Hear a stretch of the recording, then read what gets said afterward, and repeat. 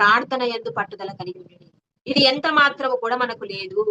అవసరమైతే వాక్యాన్ని కాసేపు వింటామే తప్ప, ప్రార్థన మాత్రం మన జీవితంలో కలిగి ఉండట్లేదు. ప్రార్థన విషయంలో కూడా పట్టుదల కలిగి ఉండాలి అని చెప్తున్నాడు. ప్రార్థించాలి. నువ్వు దేవుని కొరకు బ్రతకాలంటే దేవుడి సహాయం నీకు అవసరం కాబట్టి, నువ్వు వాక్యం చదవాలి, వాక్యం వినాలి, వాక్య ప్రకారంగా బ్రతకాలి.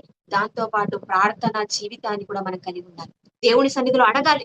దేవుని సన్నిధిలో మొరపెట్టుకోవాలి. ప్రార్థన జీవితం అన్నది మనకు ఉండాలి ప్రేమని దేవుని మాట.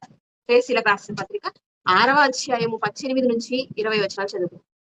ఆత్మ వలన ప్రతి సమయమునందును ప్రతి విధమైన ప్రార్థనలను విజ్ఞాపనలను చేయుచు ఆ విషయమై సమస్త పరిశుద్ధుల నిమిత్తము పూర్ణమైన పట్టుదలతో విజ్ఞాపన చేయుచు మెలకువగా ఉండుడి. పౌలుగారు ఎఫెసీయులకు పత్రికను రాస్తే ఏమంటున్నాడంటే, సమస్తమైనటువంటి పరిశుద్ధుల నిమిత్తము పట్టుదలతో ప్రార్థన చేయండి. అనేక మంది దైవ సేవకులు చేస్తున్నటువంటి దైవ కార్యక్రమాల నిమిత్తం, వారు కొనసాగిస్తున్నటువంటి సేవ నిమిత్తం, వారు పడుతున్నటువంటి కష్టాల నిమిత్తం, ఇబ్బందుల నిమిత్తం, వారి నిమిత్తం, వారు చేస్తున్నటువంటి సేవ నిమిత్తం కూడా ఏం చేయమంటున్నాడంటే, పూర్ణమైన పట్టుదలతో విజ్ఞాపనము చేయుచు మెలకువగా ఉండుడి.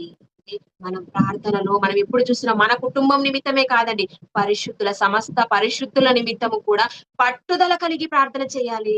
ఏదో సంవత్సరానికి ఒక రోజు లేదా ఆ సంవత్సరానికి 2 సార్లు కాదండి ప్రార్థన చేసుకోవటం. ప్రతిరోజు కూడా దేవుని సన్నిధిలో మనం ప్రార్థన చేసుకోవాలి.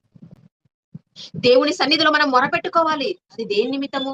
మన జీవితం విషయం కావచ్చు, మన కుటుంబం విషయం కావచ్చు, లేదా సమస్త పరిశుద్ధుల విషయము కావచ్చు. దేని విషయమైనా పట్టుదలతో ప్రార్థన చేయండి అని దేవుడు చెప్తున్నాడు.